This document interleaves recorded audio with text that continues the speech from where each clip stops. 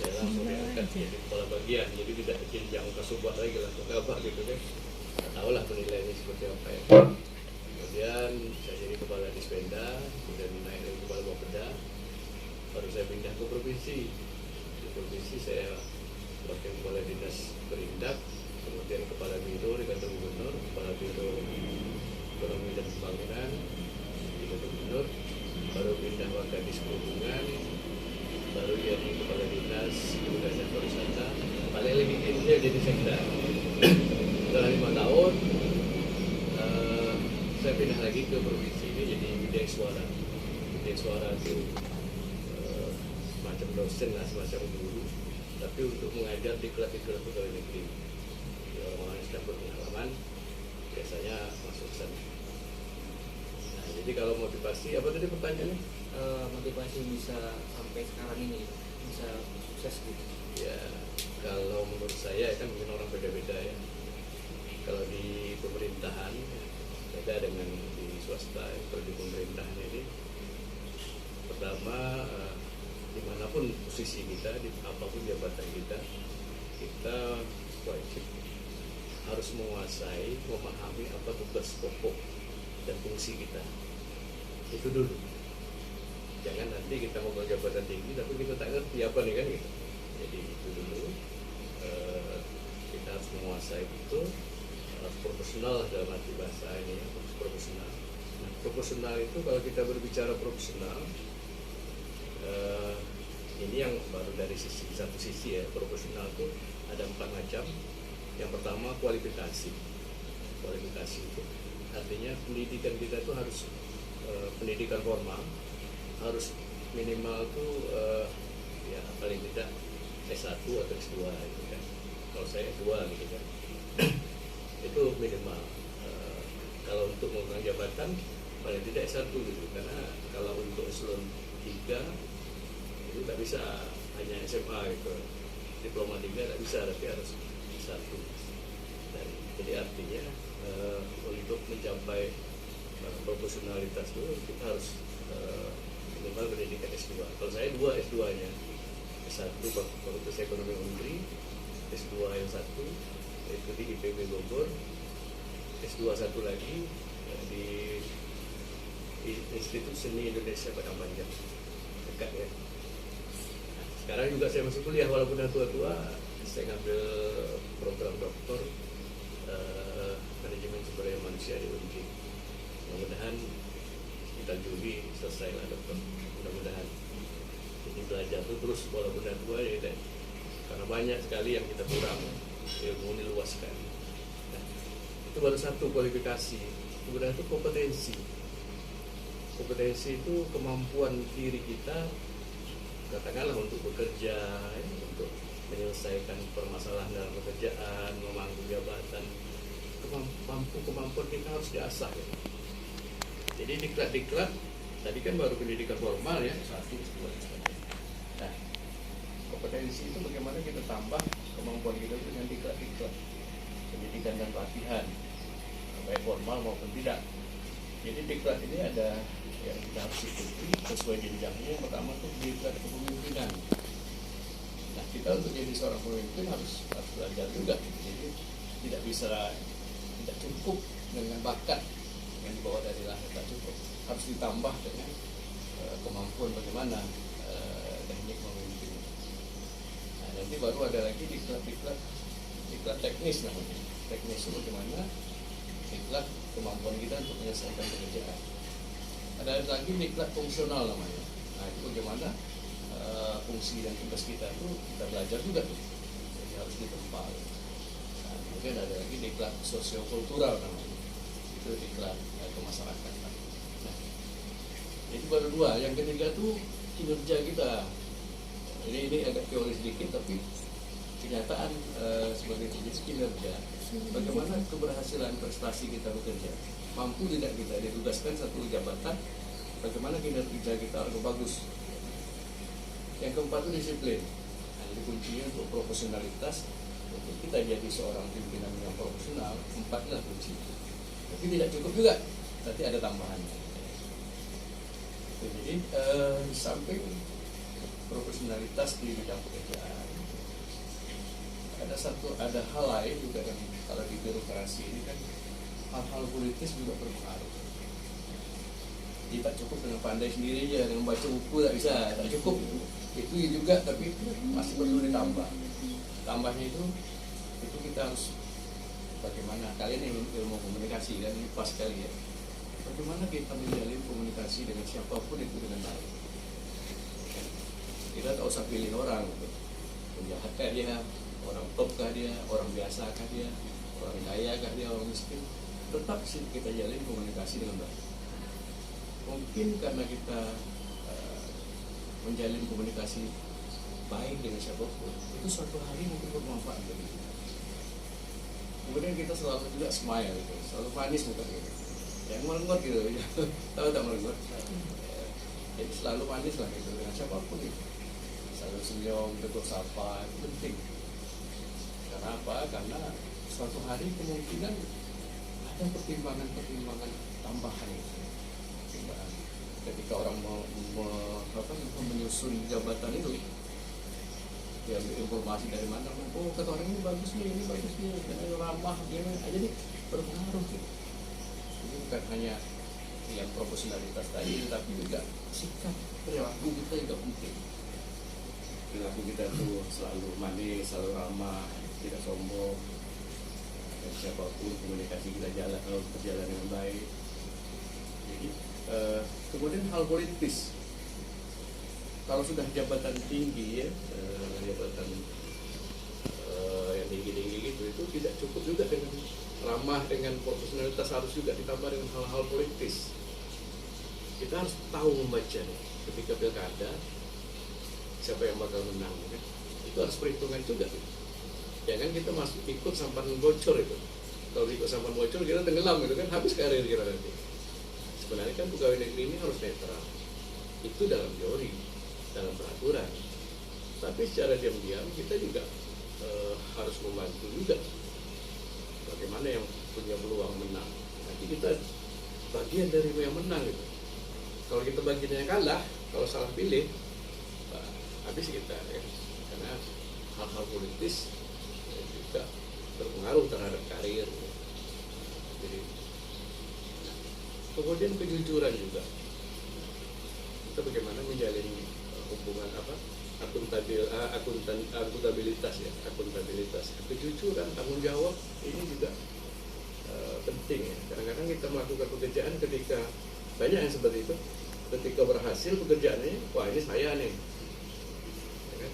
Tapi ketika gagal, itu bukan saya tuh, nah itu tak boleh. Jadi tidak bertanggung jawab namanya, tidak akuntabel gitu. Jadi apapun pekerjaan yang ditugaskan dengan kita, ini juga harus kita bertanggung jawab gitu ya. Jangan pas bagus kita, pas jelek tidak gitu. Ini juga bagus lagi ya, artinya harus bertanggung jawab. Juga bagaimana kita bisa beradaptasi. Misalnya kalian pas lulus nih CPNS, kalian tugas di Natuna misalnya kan, ini kan bukan kampung kita nih, jauh lagi daerah laut lagi, pergi ke sana pakai kapal atau pakai pesawat. Ketika sudah sampai di sana, kita harus beradaptasi dengan lingkungan masyarakat di situ. Nah, kalau kita tidak beradaptasi, orang di sana misalnya kebiasaan di sana misalnya katakanlah malam Jumat misalnya asinan, ya kita menyesuaikan diri. Itu kadang-kadang penilaian tambahan itu. Selain profesionalitas, tambahan-tambahan lain juga banyak gitu. Nah, artinya pergaulan kita di sekitar lingkungan kita tadi, lingkungan pekerjaan dengan lingkungan tempat tinggal juga. Jadi tidak bisa kita lepaskan dari pergaulan dengan masyarakat tempat. Kemudian kalau masih muda-muda, ya artinya bukan hanya muda ya, tapi bagus sekali kita juga ikut organisasi ya, yang organisasi yang memang tidak terlarang lah, dengan organisasi yang bisa mendorong karir kita. Saya itu organisasi banyak, mulai dari kampus, mulai dari SMA lah sudah ikut organisasi. Karena dulu saya kalau ke SMA tuh kalau pidato depan orang gugup, malah melawat dari kampung kan. Tapi setelah ikut organisasi kayak di kampus ya, kalian mungkin ikut di apa namanya, BEM ya, apa namanya, ya ikut belajar di situ kan, bergaul ya di organisasi itu juga kita bisa dengan siapapun kita bisa bergaul, kita bisa bekerja sama, bisa kita berani jadinya. Jadi keberanian penting juga. Kalau kita penakut, untuk sulit untuk pegang satu jabatan yang strategis ini. Kenapa? Takut terus gitu kan. Nanti gini ya. Jadi berani dalam arti berani yang positif ya, berani yang bukan berani korupsi, gitu. Bukan berani apa namanya melanggar aturan, tidak berani yang memang betul-betul sebagai pemimpin itu harus kita. Kadang-kadang ada situasi itu kita harus memilih. Ada dua jalan, kiri atau kanan kan. Bingung kita nih kan. Ya, itu yang sulit kadang-kadang. Dua-duanya bagus, dua-duanya beresiko. Nah, kalau seperti itu saya biasanya tuh saya sholat dulu gitu kan. Nah, kadang-kadang saya tahajud dulu, istiqoroah dulu. Mana yang paling bagus gitu kan. Nanti Allah akan kasih petunjuk. Jadi tetap juga doa terakhir. Itu tidak ideal kan. Jadi sampai motivasi keluarga juga sampai ilmu untuk mengajar saya, karena prinsip saya sampai 25 tahun. Jadi insya Allah 3 tahun saya selesai. Nah berarti dari kerjaan, mengajar, terus sama kuliah itu memanage waktunya itu gitu? Memanage waktu itu sebenarnya tergantung kita lah ya. Tergantung kita. Ketika kita kuliah, ya tapi tidak buat kuliah ini karena izin belajar, namanya tidak boleh meninggalkan tugas. Tugas kita jalankan juga. Jadi bagaimana kita atur waktu ini kan banyak, panjang ya. Ngajar kalau di Widya Suara tidak seperti di kampus setiap hari kita ngajar, tidak. Jadi ketika ada diklat baru kita ngajar. Kalau lagi tidak ada diklat kita tidak ngajar. Kemudian kalau kuliah pun ini ya kan sekarang internet apa aja ada, Mbak Google kan semua ada gitu kan. Apapun buku-buku kan tak payah kita beli lagi di perpustakaan ya. Sudah ada semua. Jadi, tapi teruslah belajar. Bagi saya mengatur waktu itu saya sudah terbiasa. Kalau sudah dibiasa di pemerintahan, mengatur waktu itu sudah terbiasa gitu. Jadi apalagi sekarang tak sibuk ya, hanya ngajar. Kalau dulu saya kira sibuk sekali ya. Itu pun masih bisa saya ngatur. Jadi waktu ini jangan sampai ya main-main juga. Jadi bukan tak ada, apalagi kalau masih muda-muda ini kan main tetap main, tapi jangan waktu yang main habis gitu, tak ada lagi untuk belajar. Saya juga waktu kuliah, saya di organisasi kampus juga ikut, tapi saya selesai pendidikan tepat waktu sesuai dengan target. Kalau tidak lama gitu. Kalau targetnya kalau di negeri itu kan paling cepat tuh 4 tahun, paling lama tuh 7 tahun kan, saya bisa 4 tahun setengah gitu kan. Jadi kegiatan kampus juga saya ikut, tapi terakhir itu jangan lupa berdoa lah. Bagaimanapun hebatnya kita, kalau Allah tidak meridhoi kan tidak sukses juga. Organisasi itu kayak menurut Bapak itu seperti apa ya, supaya membukakan mata sih untuk kita semua, karena kita juga belum ikut organisasi Pak. Karena kami juga belum ada baru semester 2 ya. Belum ada suratnya Pak, surat turun dari badan eksekutif mahasiswa. Jadi untuk semester 3 nanti mungkin baru bisa ikut, dan itu pun belum tentu dari kita semua ini terbuka gitu untuk melihat bahwasannya organisasi di sini, organisasi itu bisa bermanfaat untuk kita gitu.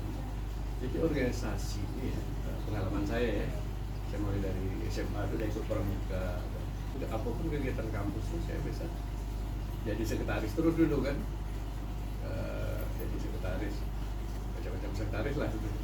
Tapi itulah membuat kita mengenal orang lain ya. Membuat kita bisa kerja sama tim, membuat kita berani, membuat kita ternyata dengan organisasi ini kita bisa ketemu rekan, bisa ketemu rektor. Cobalah kalau kita tak ikut organisasi kan sengkan kita mau jumpa, tapi kalau dengan organisasi itu kita bisa kerjasama, bisa mencari jalan keluar. Nah, saya sampai tamat kan, waktu di kampus ikut organisasi juga, sampai saya tamat saya masuk lagi organisasi pemuda.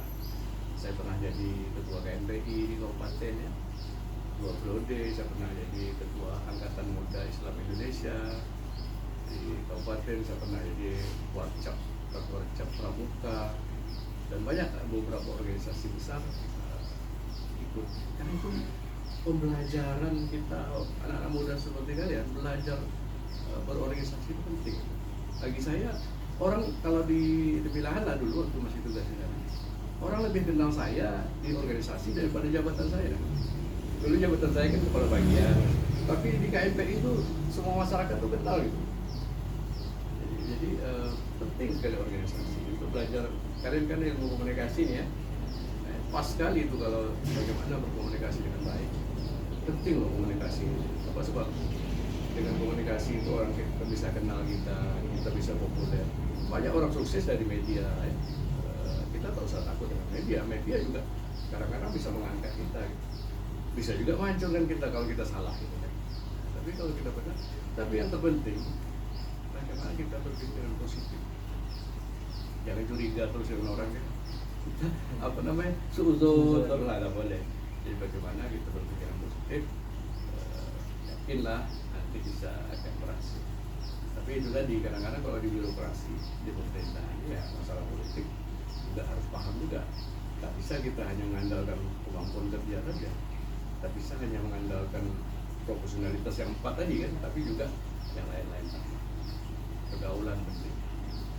Sama sih juga. Saya juga dari keluarga yang suka berbau politik gitu Pak, dari kakek gitu kan. Iya, bagus loh. Nah, jadi saya juga sedikit tertarik lah untuk saling berkomunikasi sama orang, mencari relasi baru gitu. Tapi tampang awak gak bersih ya? Enggak, saya ini Pak sudah 3 tahun nggak kuliah. Saya selama tahun 2020. Bagus ya namanya? Ya, bagus ya. Ya, jadi pada tahun 2020 itu saya sudah kuliah juga di sini kan. Jadi ada kendala, saya putus kuliah.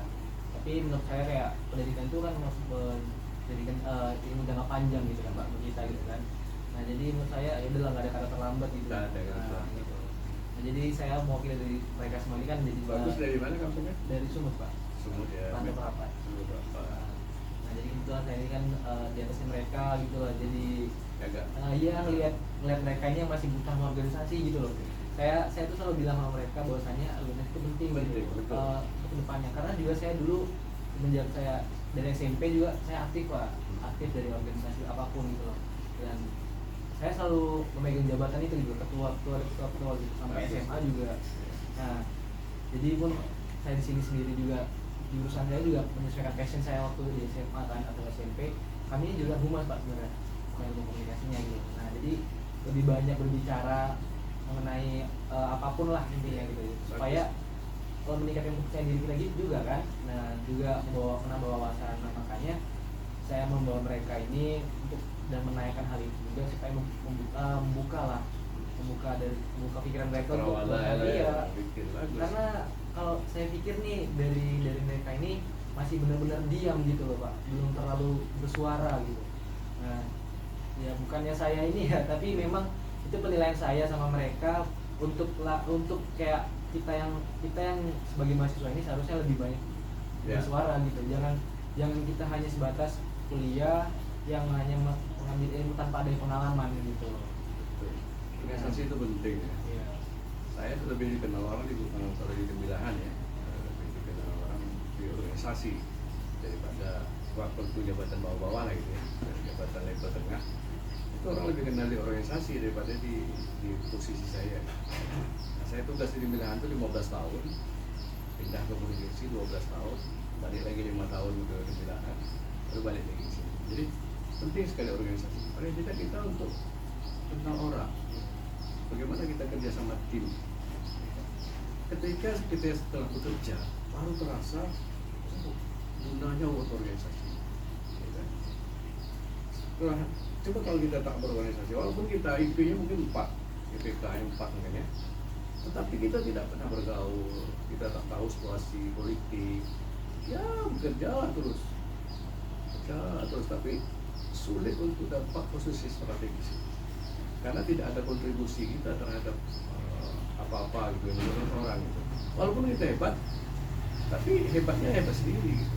Ya, organisasi penting. Saya terus terang aja di organisasi itulah membuat saya punya keberanian, punya apa namanya, bisa bekerja sama, bisa mengatur orang, bisa. Jadi jangan bukan rugi organisasi, sangat bermanfaat setelah kita bekerja. Mungkin sekarang tak terasa gitu kan, tapi perlu diingat juga kita berorganisasi, oke, jangan sampai pula kuliah tinggal gitu. Nah jadi kadang-kadang orang karena saking hebatnya di organisasi, kuliahnya tinggal gitu kan, tak selesai udah mau DO ini baru nah, jadi tetap jalan semua. Itulah memanage waktu ya. Tapi juga organisasi juga tidak organisasi yang ekstrim ya, organisasi yang memang positif, bisa membangun diri, bisa membangun karakter kita. Jadi untuk rencana Bapak ke depannya nih kan dari pekerjaan yang sekarang ini, terus rencana ke depannya ini udah ada bakalan jadi dokter misalkan Bapak, karena itu rencana depannya tuh apa sih? Kalau dari sisi akademis, saya sudah banyak tawaran ya dari beberapa universitas kita bergabung di situ kan.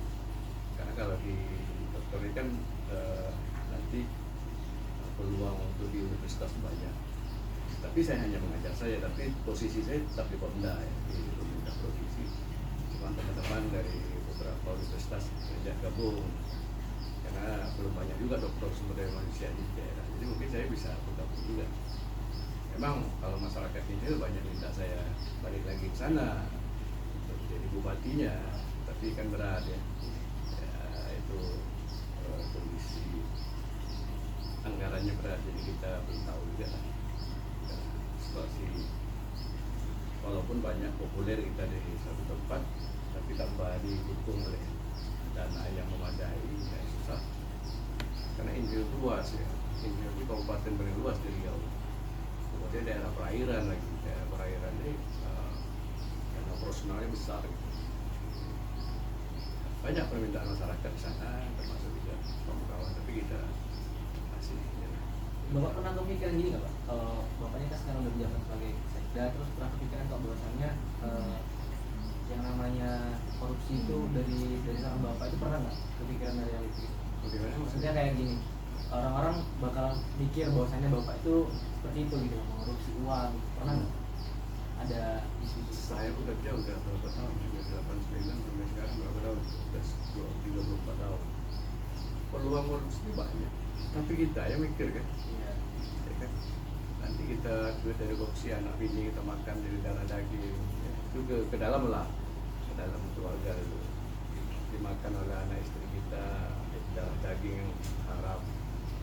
Kemudian keluarnya juga berisiko tinggi kan, apalagi sekarang kan pengawasannya sangat ketat gitu. Ya lebih baik kita hidup sederhana, udah sederhana aja.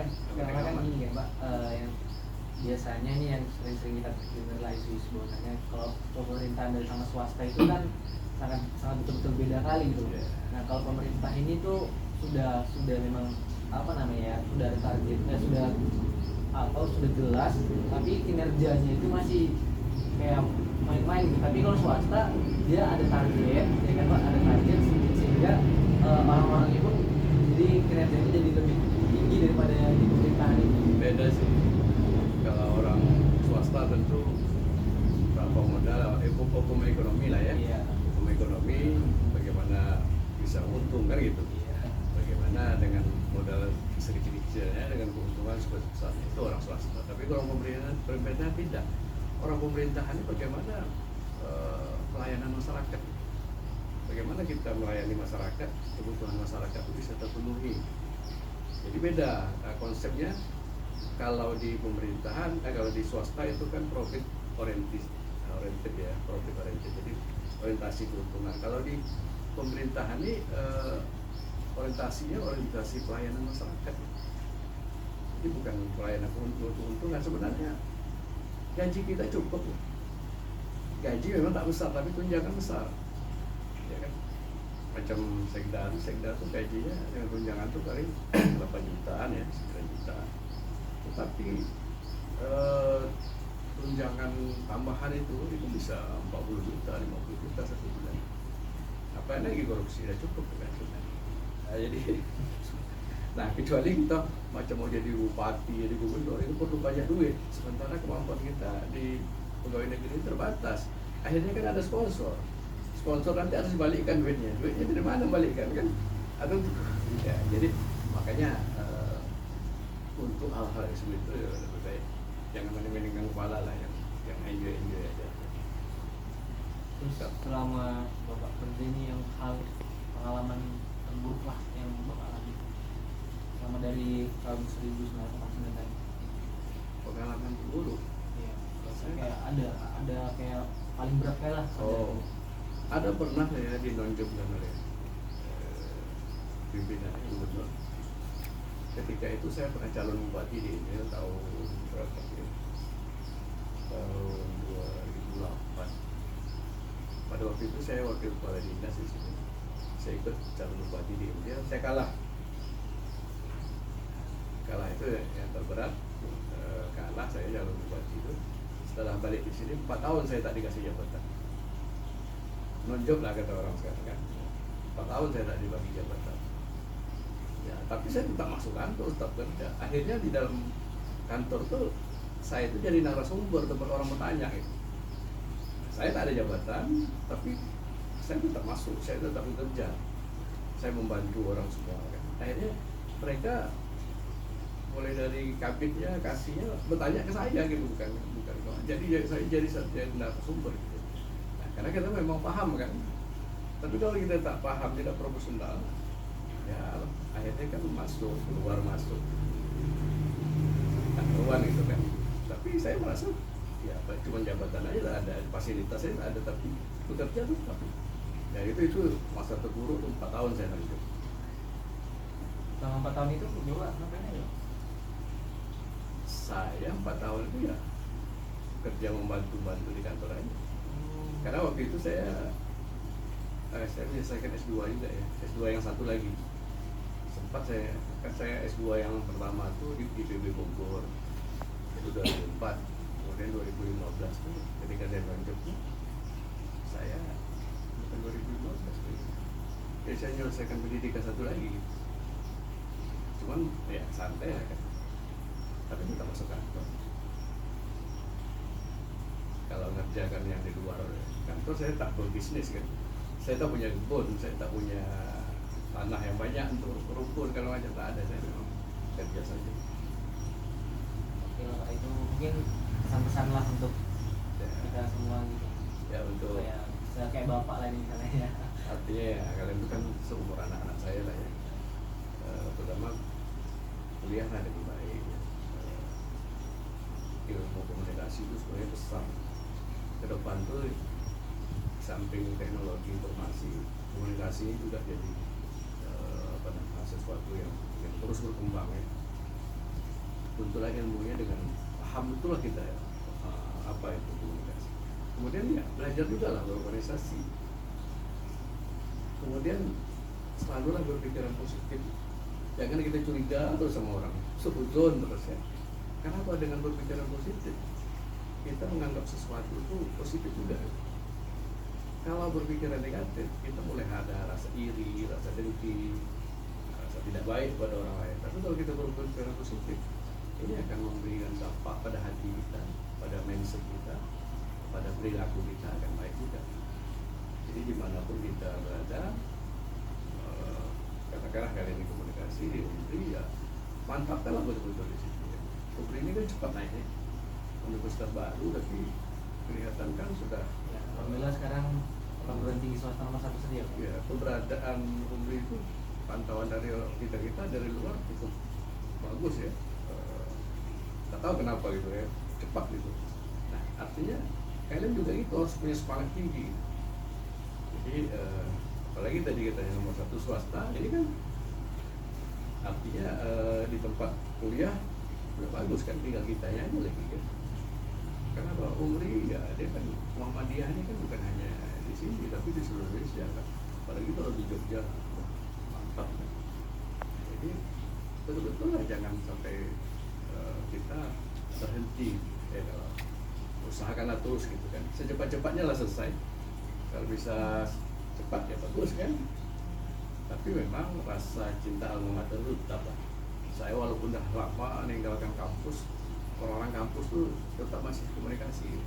Saya terakhir tuh jadi ketua alumni Untri itu untuk di wilayah Inhil. Sempat juga lah di ketua alumni sana kan. Karena memang orang-orang kampus tetap masih kenal kita.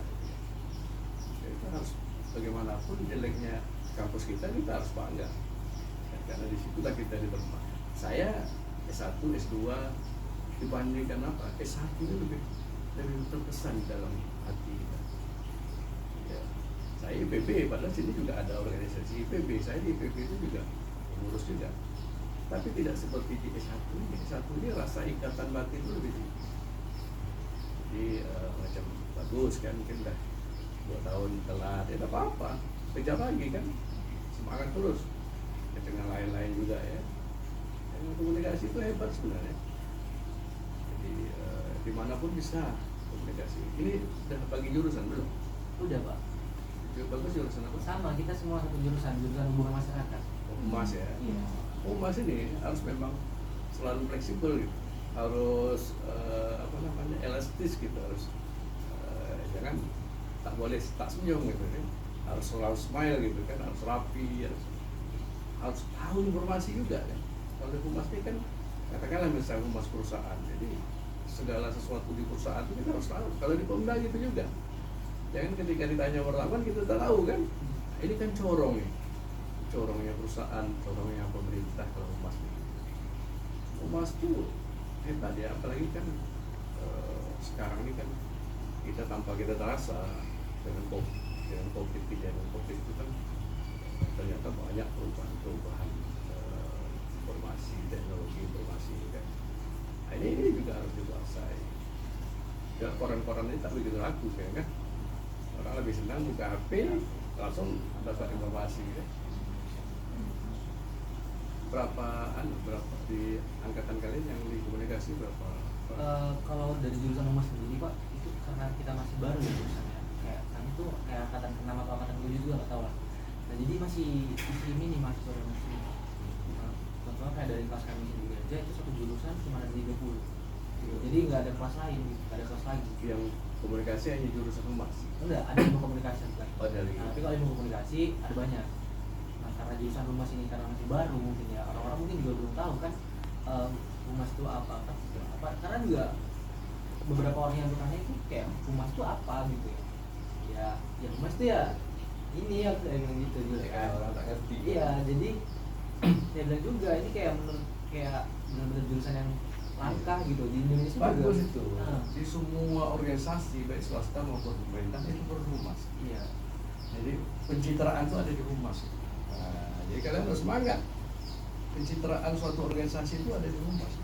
Jadi kalau humasnya bagus, itu biasanya citra organisasi kita, perusahaan kita atau pemerintah itu bagus.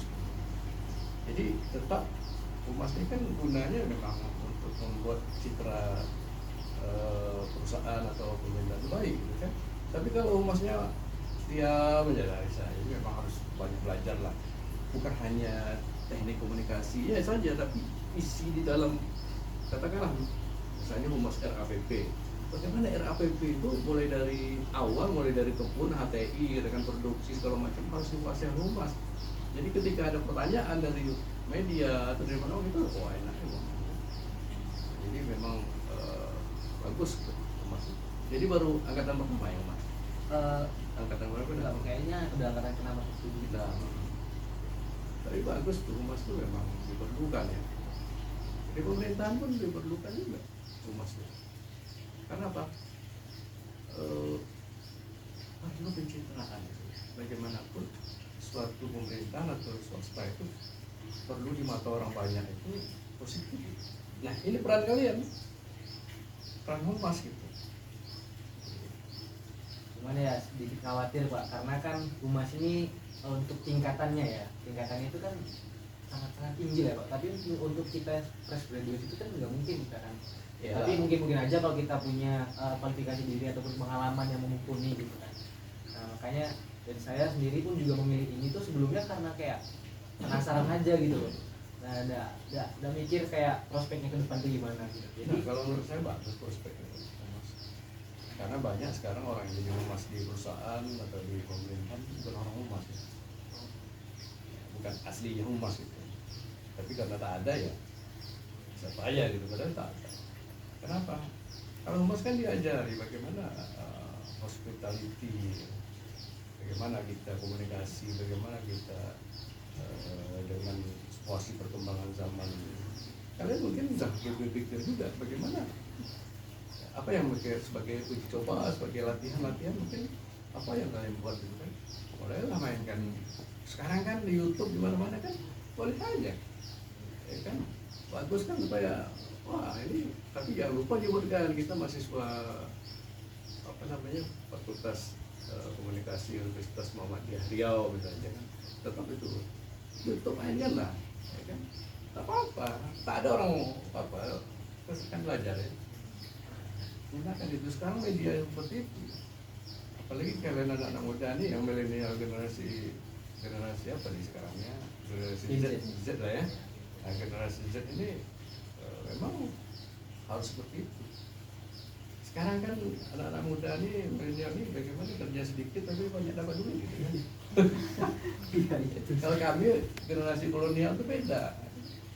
Kolonial itu masuk kantor, kerja lama, tergaji. Kalau anak sekarang Pak mau seperti itu ya, dia lebih banyak bagaimana kerjanya sendiri, tetapi bisa menghasilkan sesuatu. Nah artinya teknologi informasi itu harus kita perdalam. kalau di humas ini sebenarnya lebih ke konsentrasi itu lebih fokus ke public speaking itu Pak. Ya, tapi public speaking ini kan bukan hanya ngomong. Media kan banyak. Media internet aja yang lebih luas, orang bisa populer dengan ini kan. Kalau dengan langsung seperti kita mau public speaking, apa yang mau kita jelaskan? Nggak ada kan. Kita sebagai apa? Tapi kalau di media internet sekarang boleh aja kita mau apa ya. Tak ada yang melarang kan. Yang penting tidak menyinggung orang ya, tidak mempermalukan orang ya, yang itulah yang penting. Etika berbicara tetap kita jaga. Kami pun, saya kan ngajar-ngajar pada CPNS itu kan misalnya, itu mereka kita minta bagaimana memanfaatkan YouTube misalnya, bagaimana mereka menjelaskan materi yang kita sudah jelaskan nanti di YouTube. Ini boleh saja dari sana. Kalian harus belajar menggunakan teknologi informasi. Kalau untuk yang public speaking yang seperti bicara langsung kita susah juga kan, kita sebagai apa gitu kan. Tapi kalau di media internet masalah, mau siapapun boleh saja, apa aja bisa kita kaji kan. Jadi tak usah khawatir, kalau saya memandang humas itu penting. Karena pencitraan suatu organisasi, pencitraan suatu perusahaan atau mobil atau dari humas. Kalau humasnya tak bagus, melempam, orang anggap walaupun dia hebat di perusahaan itu, tetapi humasnya lemah, itu di mata masyarakat kurang. Padahal misalnya gini, dia sudah banyak nyumbang CSR misalnya, udah apa namanya, udah bantu jalan lingkungan, bantu masyarakat, apa segala macam. Tapi humasnya tak pernah menjelaskan itu, orang nggak tahu. Kadang-kadang di Pemda itu juga kelemahannya. Di Pemda itu kadang-kadang lemahnya di situ ya. Di Pemda mana saja ya, semua Pemda. Nah ini sebenarnya karena yang didudukkan kadang-kadang di humas itu bukan orang humas gitu, bukan ilmunya di humas. Nah itu kadang-kadang yang satu kelemahan juga. Karena tak ada orang yang ilmu itu tuh, paling-paling dia dikhususkan. Gitu, ya. Tapi kan tak cukup gitu kan. Karena kadang-kadang orang harus berbakat juga di humas ini. Ya kan? Walaupun dia banyak ilmunya tapi dia tak berbakat untuk bagaimana komunikasi sama media, itu susah juga. Ada memang bawaan tapi tak cukup dengan bawaan saja, tapi dipoles dengan situasi yang lain. Minum sambil minum. Banyak kan ada yang mau ditanya. Apa mau tanya aja lah, mumpung masih ada nih. Minum dulu. Minum cukup kan? Tapi sudah 6 pas. Minum bagus. Saya pun juga untuk nyelesain tugas ini juga saya bingung gitu kan Pak, karena kan saya tahu kan nggak ada warga juga di sini gitu nyari nyari orang-orang kayak bapak nih gitu mungkin ya, dan teman aja gitu. Sebenarnya memang sulit juga kalau di pemerintahan ya, jadi kalau di swasta mungkin banyak ya, tapi kalau pemerintah ini kadang-kadang kan mengelak-ngelak orang kan. Saya aja Rizka kan saya tak tahu dia ponakan saya kan, ponakan orang rumah. Dia bilang, saya Rizka, Om. Om pula manggil kan, mau wawancara tentang orang sukses. Oke, sama. Nanti hari Sabtu atau Minggu ya, Minggu aja lah gitu kan. Udahlah, saya tak tahu nih bahwa Rizka ponakan orang istri saya. Di malam ya baru tahu. Saya bilang ini rupanya tahu ya rumah saya, dia bilang. Tahu loh Om, kata. Dibilangnya bapak ya kan, baru saya tahu kan. Padahal kalau saya memang sudah terbiasa ya, walaupun saudara atau tidak. Kalau di pemilihan itu mahasiswa mana saja biasa komunikasi dengan saya gitu, waktu saya sekda dulu. Jadi orang kadang-kadang susah untuk masuk ke Pemda, tapi dengan saya para mahasiswa itu mulai HMI, mahasiswa BEM segala macam itu komunikasi dengan saya lancar itu. Karena kadang-kadang kan enak juga dengan mahasiswa ini kan, mereka juga punya ide-ide baru itu jadi bisa bagus. Bagus, asal ragu, jadi jangan ragu nanti berhenti lagi kuliah, jangan. Jadi betul-betul ya kalau sudah kita masuk ke dalam humas ya betul-betul fokus di situ. Ya kemarin tuh bukan karena itu sih Pak, karena pun ada juga ada juga yang target yang dikejar waktu selama 3 tahun. Dulu kuliah di mana? Di UIR Pak. Fakultas? Fakultas keguruan. Guru olahraga tuh saya Pak. Guru olahraga ya. Saya beralih. Tapi kau cocok kalau saya di humas ya. Saya ngomong bisa, penampilan oke. Enggak Pak. Ya. Tapi kita kan ragu lagi ya. Iya. Semuanya ya betul-betul lah dicintai itu, kecuali ada peluang sekolah kedinasan misalnya ya kita masuk lagi bagus karena pasti bekerja kalau kedinasan. Tapi kalau tidak ya humas itu tidak banyak loh orang. Komunikasi banyak tapi humasnya tidak banyak. Ya setahu saya ya tidak banyak lah ya. Memang ke depan itu luas saja informasi dan komunikasi itu prospeknya bagus gitu. Saya bisa kayak gini tuh ya, saya belajar juga dari SMA gitu Pak. Organisasi juga, sosis. Bagus tuh. SMA juga, sosis gitu Pak. Jadi ya mungkin menyesuaikan juga kan, waktu mengikuti kalau humas ini sama gitu, apa yang kita apa. Jadi cukup dengan kita belajar aja tanpa ada yang saya bilang tadi ya, ada tanpa organisasi politik, kemudian kemasyarakatan, selalulah baik dengan semua orang. Itu enak kok. Jadi saya pertama pegawai itu kan ditugaskan di satu tempat namanya di kantor pembantu bupati. Itu dulu ada pembantu bupati, sekarang nggak ada kan. Itu ditempatkan di daerah laut-laut gitu, Bola Gaung namanya.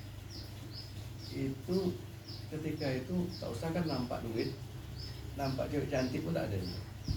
Aduh bayangkan, karena di situ desa nelayan, orang kerjanya cari ikan, cari bikin atap dari nipah gitu kan. Kita ada apa-apa gitu. 2 tahun saya di situ. Tapi ya gimana lagi ya, itu dah konsekuensi pekerjaan, saya tetap bekerja kan. Nah setelah 2 tahun ditarik kantor bupati, nah, baru kita bisa nampakkan apa namanya aktivitas. Jadi kalau di daerah itu orang tahu kok kita kerja seperti apa ya. Makanya tapi ya tak cukup dengan ilmu di kampus saja bawa ya. Tetap juga harus belajar terus. Itu yang kemarin isu yang di ini Pulau Burung ini masih terlalu ide ya Pak? Kenapa? Pulau Burung. Pulau Burung ya? Iya kan. Nah. Itu kan ada, saya pernah lihat tuh di media itu kan, bahwasannya kalau ke Pulau Burung itu sortir barang itu ataupun jual beli barang sana itu mahal gitu. Itu kenapa bisa gitu? Jadi ada satu media itu ngomong kalau di Pulau Burung itu semuanya mahal gitu. Jadi ada anak muda yang membuat usaha, kayak usahanya ini dia tuh usaha apa namanya, pengiriman barang kayak TNT, cuma dia nggak gitu. Nah dia itu membuat itu supaya barang-barang ini nggak terlalu mahal gitu loh. Nah, tapi malah jadi apa sih sama orang-orang sana gitu. Ya itu kan relatif lah ya, tergantung pada. Sebenarnya Pulau Burung itu dekat dengan Batam. Oh.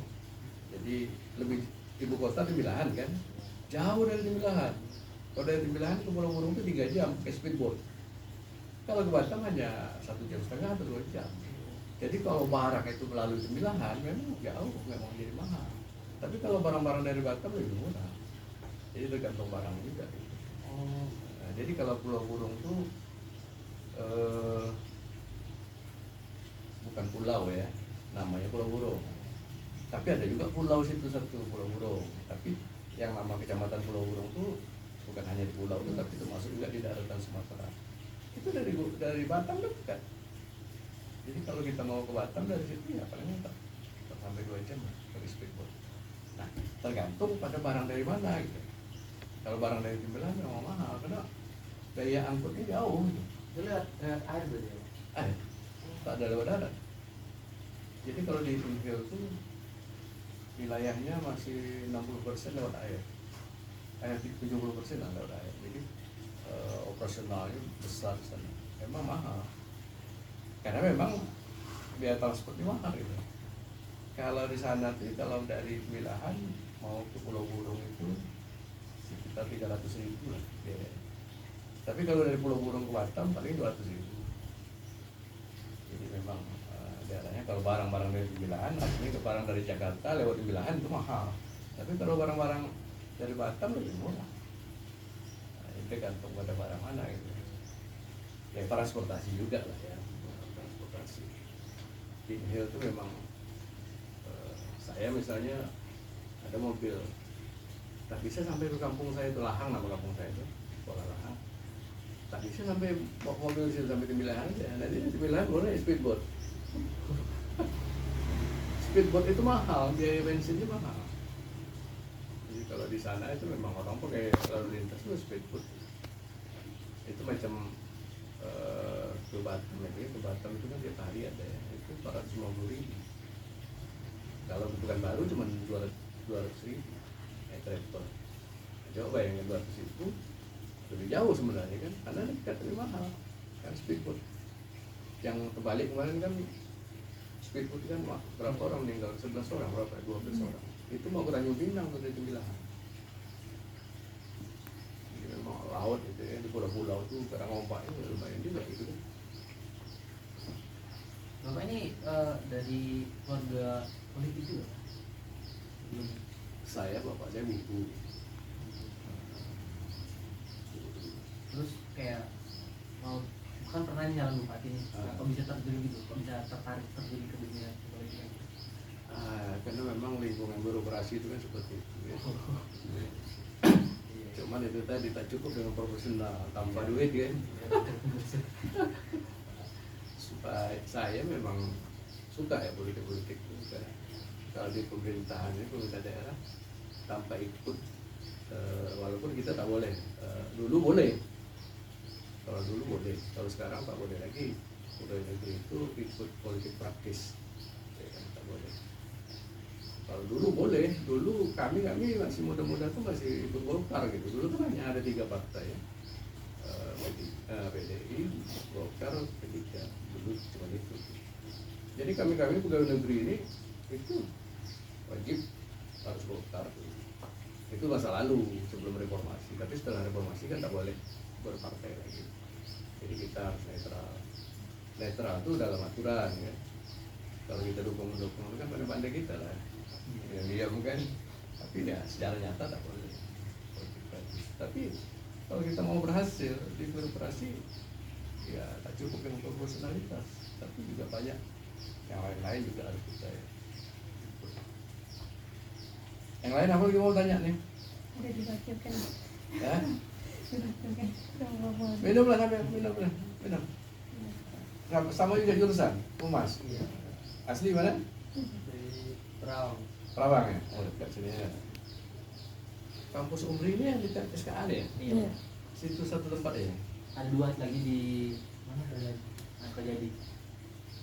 Ini bagus apa ya? Rumah sakit tuh apa dia? Iya. Klinik. Klinik. Klinik pertama ya? Kampus satunya yang suka jadi. Jadi dekat mana? dekat gubernur, Ini mana ya? Bukannya kantor gubernur. Cuma ini bagus lah kampusnya cepat ya. pembangunan ya. Ini sekarang lagi bangun ini Pak, lagi bangun rusunawa. Tapi nggak tahu rusunawa atau rusun mahasiswa ya. Itu udah masih tuh ada Ya sama ini sama pusatnya. Mungkin kan kita ini kan gedungnya cuma beberapa tempat, cuma ada beberapa yang dibilang jadi pusat apa namanya administrasi gitu. Kayak ada berapa fakultas ya? ada 8 gitu. Ada juga ya. Fakultas. Hmm. Dan di gedung ini itu udah yang kayak misalkan ada gedung itu kan ada gedungnya kayak itu fakultas ilmu komunikasi gedung kedua gitu. Nah jadi untuk administrasinya sendiri itu masih di gedung fakultas ilmu komunikasi gitu. Nah mungkin pemerintah ini membangun sentralnya gitu Pak, Di mana? di belakang. Itu masih ada emang masih luas sih sebenarnya Pak. Tanah ya? Iya masih luas.